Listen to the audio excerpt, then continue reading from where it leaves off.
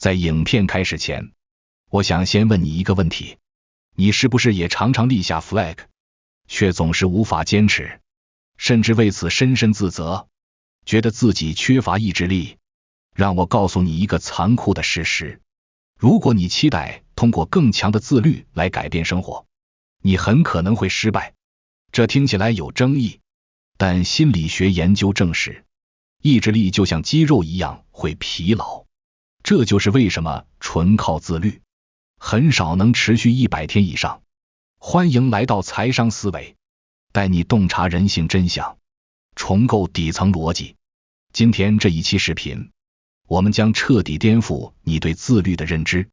我会用詹姆斯·克利尔的原子习惯理论，结合复利效应和系统论，教你如何设计一个让你无法失败的人生系统。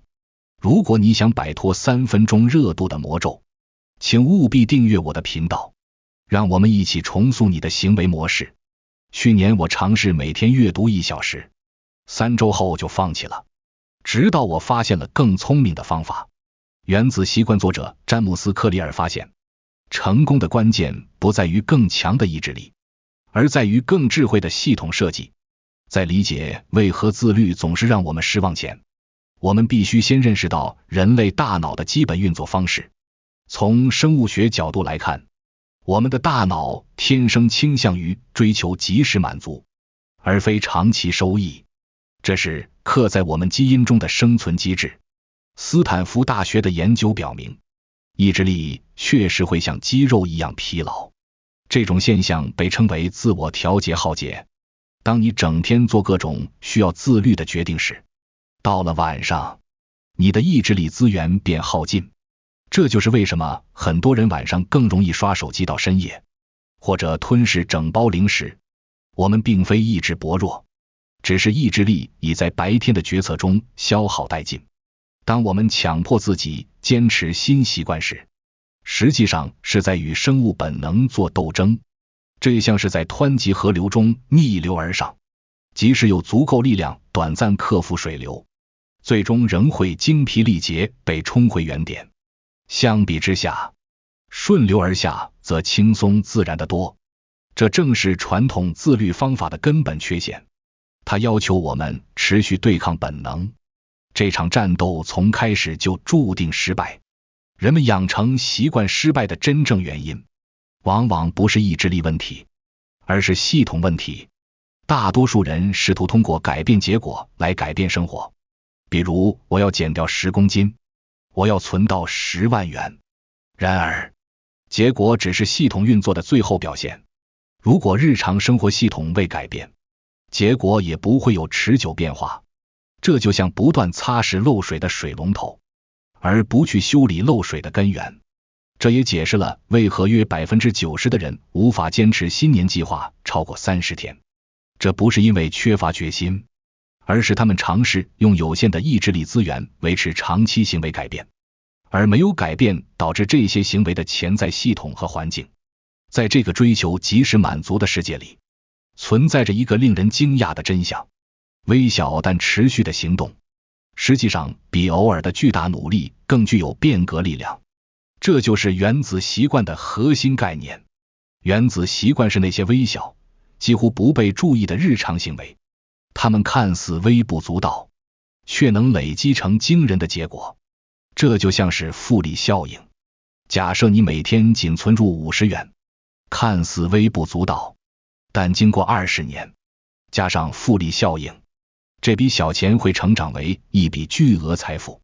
同样，若将每天 1% 的微小进步累积起来，1年后你将比起点提升37倍。这就好比每天提高阅读速度 1%，1 年后你能阅读的内容将增加近40倍。这个数学事实常被忽视，因为我们的大脑偏好观察短期内的显著变化，而非长期缓慢的累积。研究人员发现，每天坚持练习5分钟的学生，比每周集中练习几小时的学生表现出更高的技能掌握度。这个被称为间隔效应的现象，如同雨水对岩石的侵蚀，持续不断的滴落，最终能在最坚硬的石头上刻出痕迹。许多人对原子习惯缺乏耐心，是因为不理解进步的非线性特性。心理学家将这种现象称为高原期。在这段时间里，表面上看不到明显进步，就像冰块在融化前的状态。当温度从零下5度上升到0度时，看不到任何变化，但在上升1度，整个状态就会发生质变。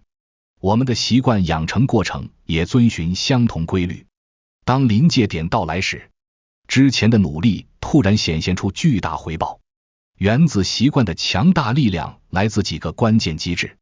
首先，小习惯的启动阻力极低，使我们更容易坚持。其次，微小习惯能够绕过大脑的改变警报系统。当我们尝试剧烈改变时，大脑的杏仁核会启动防御机制，但微小变化则能悄然渗透这道防线。日本的改善哲学完美诠释了原子习惯的精神。丰田汽车公司应用这一理念，鼓励员工提出工作流程改进建议，最终成为全球效率最高的汽车制造商之一。心理学家格雷戈里·沃尔特斯的研究发现，成功建立新习惯的人，通常是那些将目标分解为极小行动单元的人。例如，不是设定每天读50页书，而是每天读1页；不是每天跑5公里，而是穿上跑鞋站到门口。这种策略利用了最小阻力法则，使行动变得如此简单，以至于拒绝执行比实际做更困难。原子习惯的威力已经显而易见，但在这背后隐藏着一个更深层的真相：你的行为最终不是由你的目标决定，而是由你如何看待自己决定。想想看，为什么有些人能够轻松坚持健身，而另一些人即使立下宏愿也难以持续3天？答案往往与他们的自我认同息息相关。当我们试图改变习惯时，大多数人犯了一个根本性错误，他们只专注于表面的结果，而忽略了深层的身份认同。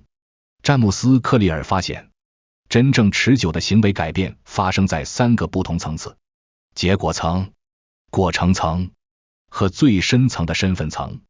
结果层关注我想要什么，过程层关注我该如何做，而身份层则根本性地问我想成为什么样的人。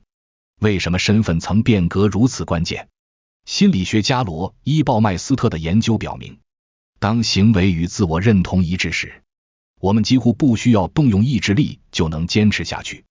这就像呼吸一样自然，不需要刻意努力。相反，当行为与自我认知冲突时，即使只是小小的行动也会消耗大量心理能量。想象一下这2种截然不同的心理模式，一个人说我在尝试戒烟，另一个人说我不抽烟。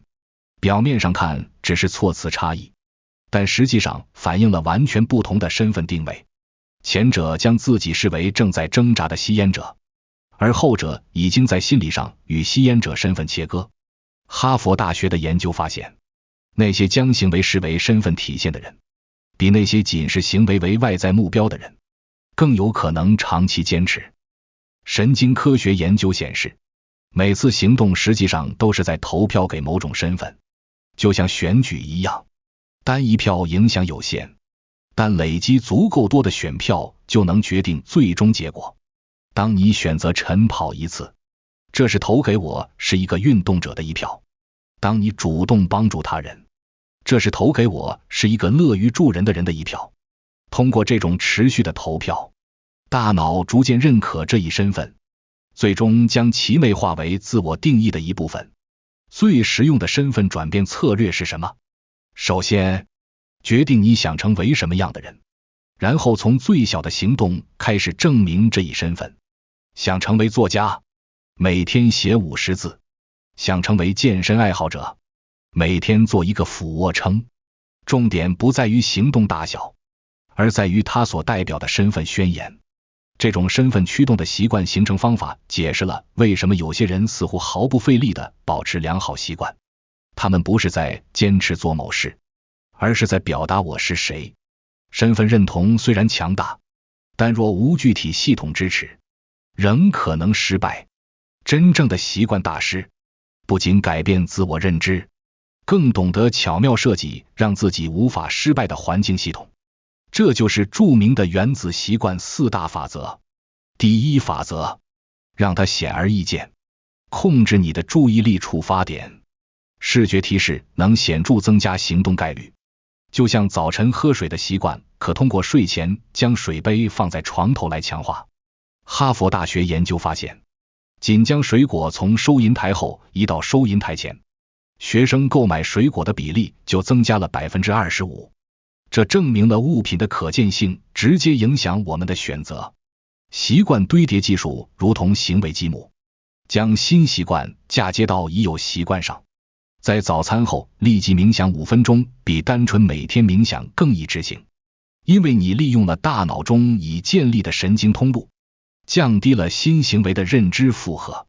第二法则，让它具有吸引力，利用大脑的奖励机制。神经科学显示，多巴胺在预期奖励时大量涌现，而非仅在获得奖励时。诱惑绑定法将枯燥任务与愉悦活动连结，只在跑步机上看喜爱的节目，或只在学习时享用特定零食。伦敦大学研究显示，这种绑定能使任务完成率提高 40% 以上，因为它重新设计了奖励路径，而非依靠意志力。